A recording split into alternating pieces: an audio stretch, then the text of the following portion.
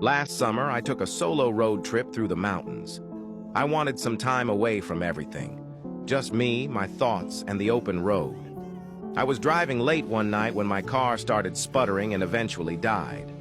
I managed to coast to the side of a desolate road, completely cut off from civilization. My phone had no signal, and it was pitch black outside. I remembered passing a small town about 10 miles back, so I decided to walk there and look for help.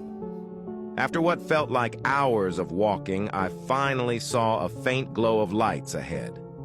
As I got closer, I realized it wasn't a town, but a single house. It was an old, run-down farmhouse, but at that point, I didn't care. I just needed a phone. I knocked on the door, and after a moment, a middle-aged woman answered. She looked startled to see me, but eventually invited me in. The inside of the house was even more decrepit than the outside. The wallpaper was peeling, and the furniture looked like it hadn't been touched in decades. She offered me some water and let me use her phone. I called a tow truck, and they said they'd be there in about an hour. While I waited, I made small talk with the woman. She seemed nice enough, but had an odd way about her. Every now and then, she'd glance at a closed door at the end of the hallway with a nervous look in her eyes.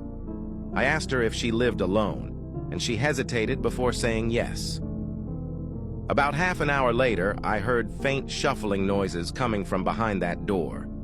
I asked her if she was sure she was alone. She laughed nervously and assured me it was just the house settling, but her eyes told a different story. Follow for part 2.